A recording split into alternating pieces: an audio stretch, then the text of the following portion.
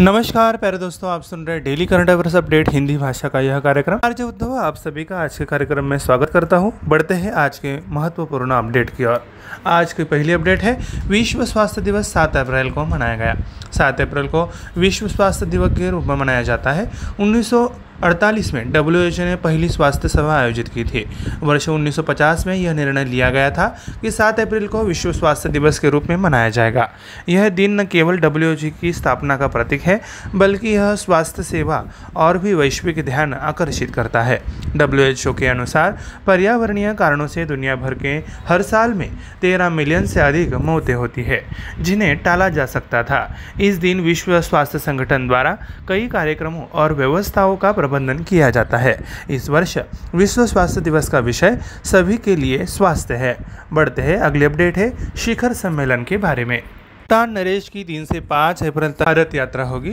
भूटान नरेश, जिग्मे खेसर, नागमयाल, ओनगचुक 3 अप्रैल से भारत की 3 दिवसीय यात्रा पर थे।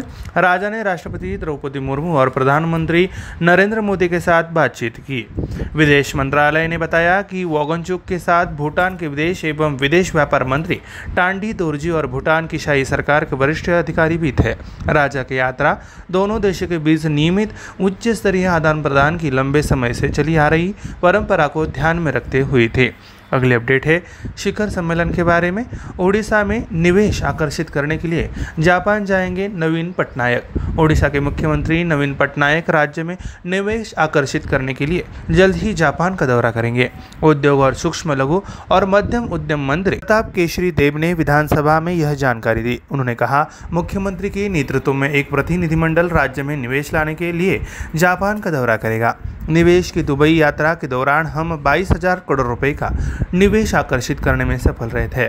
हमें उम्मीद है कि हम अपनी दुबई यात्रा के दौरान प्राप्त निवेश से अधिक निवेश आकर्षित करेंगे। यात्रा के दौरान मुख्यमंत्री के क्योटो और ओसाका में कई कार्यक्रमों में भाग लेने की संभावना है। अगली अपडेट है पुस्तक के बारे में। हरियाणा के मुख्यमंत्री मनोहर लाल खट्टर ने coffee table book Sikh business leaders of India का विमोचन किया।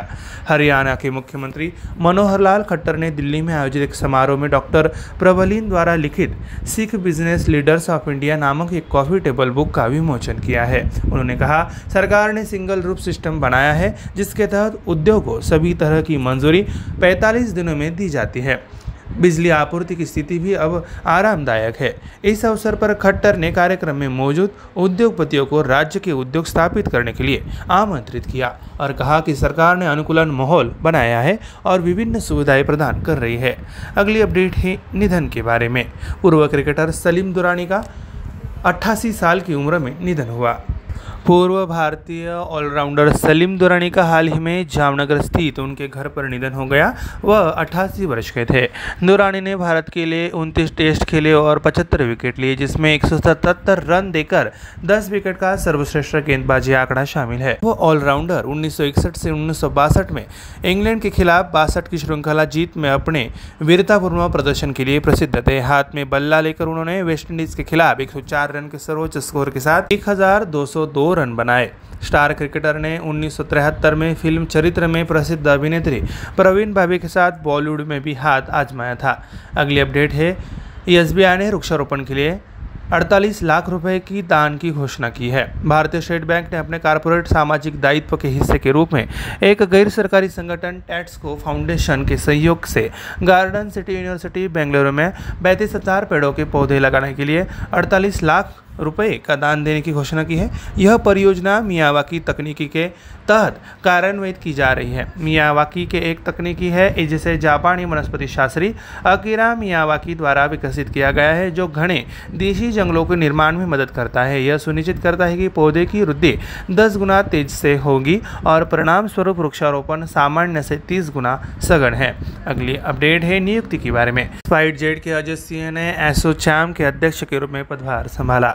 स्पाइसजेट के प्रमुख अजय सिंह ने associate chambers of commerce and industry of India के साथ अध्यक्ष के रूप में पदभार संभाला है। उन्होंने भारतीय प्रौद्योगिकी संस्थान दिल्ली में अध्ययन किया, जहां उन्होंने इंजीनियरिंग में डिग्री प्राप्त की और यूनाइटेड स्टेट में कार्नेल विश्वविद्यालय से बिजनेस एडमिनिस्ट्रेशन में मास्टर डिग्री प्राप्त की।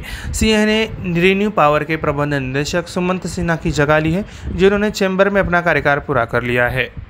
सोवरिन इन्वेस्टमेंट फंड के साथ और अध्यक्ष संजय नायर एसोचैम के नए वरिष्ठ उपाध्यक्ष है। अगली अपडेट है शिखर सम्मेलन के बारे में। भारतीय रिजर्व बैंक के केंद्रीय निदेशक मंडल की 601वीं बैठक पार हुई। भारतीय रिजर्व बैंक के केंद्रीय निदेशक मंडल की 601वीं बैठक गवर्नर शक्तिकांत दास की अध्यक्षता में हैदराबाद में आयोजित की गई थी। रिजर्व बैंक ने एक बयान में कहा कि निदेशक मंडल ने अपनी बैठक में वैश्विक और घरेलू आर्थिक स्थिति तथा मौजूदा वैश्विक भू राजनीतिक घटनाक्रमों के प्रभाव से सहित संबंधित चुनौतियों की समीक्षा की। इसके अलावा बोर्ड ने चालू लेखा वर्ष 2022-23 के दौरान आरबीआई की गतिविधियों पर चर्चा की। बोर्ड ने लेखा वर्ष 2023-24 के बजट को भी मंजूरी दे दी है। अगली अपडेट है अर्थव्यवस्था के बारे में। भारत का कुल निर्यात 750 अरब अमेरिकी डॉलर के सर्वकालिक उच्च स्तर को पार कर गया। वाणिज्य और उद्योग मंत्री पीयूष गोयल ने कहा है कि भारत का कुल निर्यात 750 अरब डॉलर को पार कर गया है। नई दिल्ली में एसोचैम के वार्षिक सत्र 2023 को संबोधित करते हुए श्री गोयल ने कहा कि वस्तु और सेवा दोनों क्षेत्र में अच्छी वृद्धि हुई है। मंत्री पीयूष गोयल ने आगे कहा कि G20 की अध्यक्षता ने भारत को विश्व स्तर पर स्थान देने का एक अनूठा अवसर दिया है और इसका उपयोग उद्योग और व्यापारियों द्वारा दुनिया भर में भारत के व्यापार को प्रदर्शित करने के लिए किया जाना चाहिए। अगली अपडेट है अर्थव्यवस्था के बारे में। सरकार ने गूगल पे और अन्य भुगतान ऐप के लिए सरचार्ज लगाया। National payments corporation of India ने एक सर्कुलर जारी किया है जिसमें यूनिफाइड पेमेंट्स इंटरफेस पर मर्चेंट ट्रांजैक्शन पर प्रीपेड पेमेंट इंस्ट्रूमेंट्स शुल्क का सुझाव दिया गया है। यूपीआई भुगतान प्रणाली के शासी निकाय ने कहा कि यूपीआई पर 2000 रुपये से अधिक के लेनदेन पर पीपीआई शुल्क लगाया जाएगा। इसके परिणाम स्वरूप लेनदेन मूल्य के 1.1% पर इंटरचेंज होगा। हालांकि एनपीसीआई ने स्पष्ट किया है कि बैंक से बैंक का खाता आधारित यूपीआई भुगतान या सामान्य यूपीआई भुगतान के लिए कोई शुल्क नहीं लगेगा। प्यारे दोस्तों, हमारा daily current affairs update Hindi भाषा का यह कार्यक्रम यहीं पे समाप्त होता है। मैं आरजे उत्तव आप सभी से लेता हूँ इजाजत। तब तक के लिए सुनते रहिए radio MPSC Guru, spread the knowledge, powered by speak tube academy. धन्यवाद।